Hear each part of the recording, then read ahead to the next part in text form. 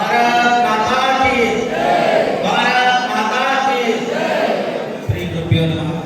వేదికపై ఆశీర్వదించినటువంటి పెద్దలు, గురువులు, సంత శిరోమణి సంగ్రామ మహారాజు గారికి, అలాగే విశ్వాత్మానందగిరి మహారాజు గారికి, పెద్దలు, గౌరవనీయులు అందరికీ కూడా, పార్లమెంట్ శాసనసభ్యులు మల్కాజ్గిరి ఈటల రాజేంద్ర గారికి ప్రత్యేక కృతజ్ఞతలు తెలియజేస్తూ, అలాగే పేరు పేరున ఇక్కడ ఉన్నటువంటి జనవాడ సభ్యులు గారికి, అలాగే సాయిరామ్ గారికి, రజనీకాంత్ గారికి, మా కార్యకర్తలకు అందరికీ కూడా, విశ్వ పరిషత్ పెద్దలందరికీ, రామరెడ్డి గారికి, అలాగే పేరు పేరున కార్యకర్తలందరికీ కూడా అనేకమైన అశేషమైనటువంటి దైవానుగ్రహం ఉండాలని తెలియజేస్తూ, ఇవాళ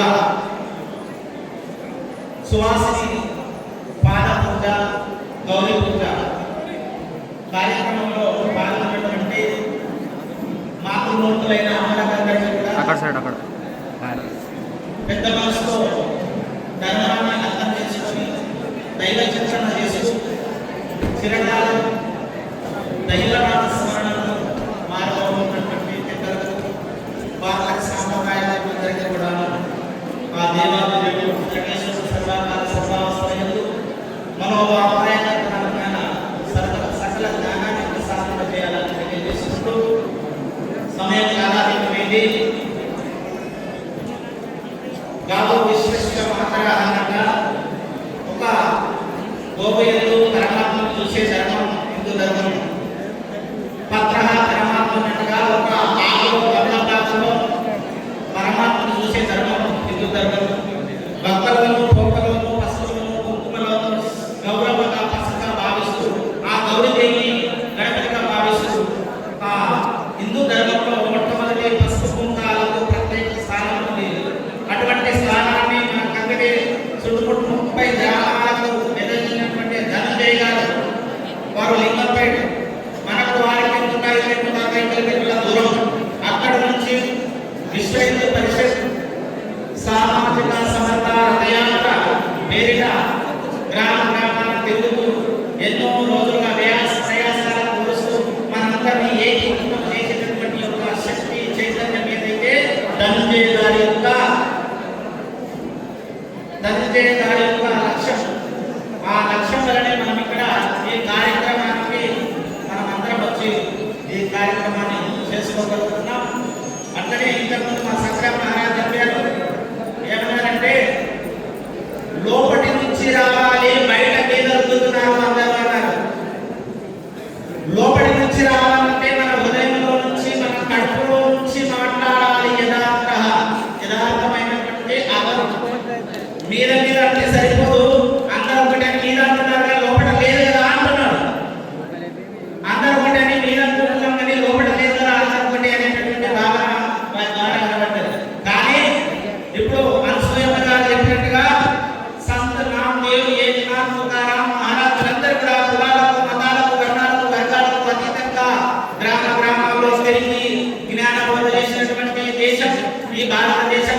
భక్త తుకారాం ఇచ్చినటువంటి భారతదేశం, సంత జ్ఞానేశ్వరి ఇచ్చినటువంటి భారతదేశం, వీర బ్రహ్మేంద్ర స్వామి కత్తయ్యను తీసుకొచ్చి హిందూ ధర్మాన్ని బోధించినటువంటి యొక్క భారతదేశం, ముస్లింలో ఉన్న సిద్ధయ్యను తీసుకొచ్చి సయ్యద్దు తెచ్చి సిద్ధుగా మార్చినటువంటి దేశం భారతదేశం.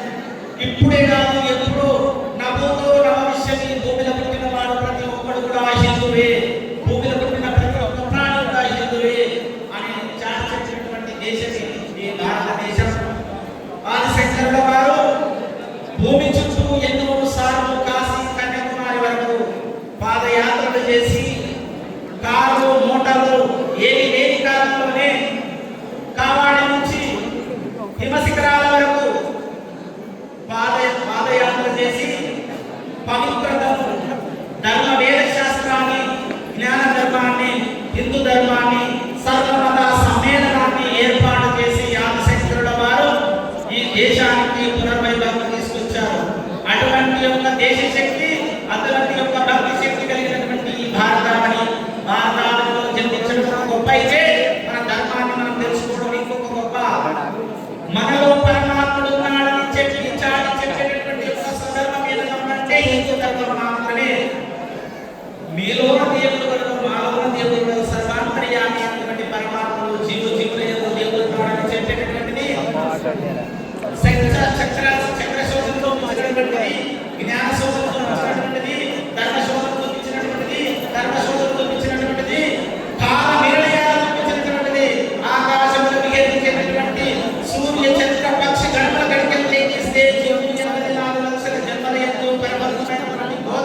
బోధించినటువంటి యొక్క శక్తి ఏదైతే అది హిందూ ధర్మ శక్తి, హిందూ ధర్మ జ్ఞాన శక్తి.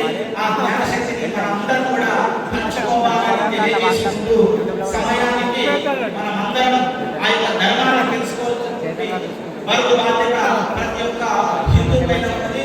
దళిత సోదరులు దళిత సోదరులను కలిగి ఉన్నాడు.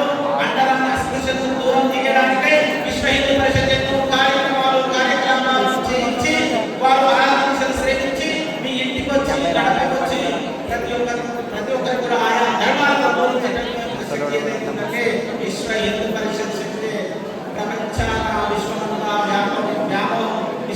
వ్యాపించేటువంటి యొక్క సంకల్పంతో ఈ యొక్క కార్యక్రమాలను ముందుకు తీసుకుంటున్నటువంటి ధనంజయ గారికి, మా రామరెడ్డి గారికి, పెద్దలు మంచి వక్తలు, ఆ వక్తలకందరికీ కూడా అంకితం చేస్తూ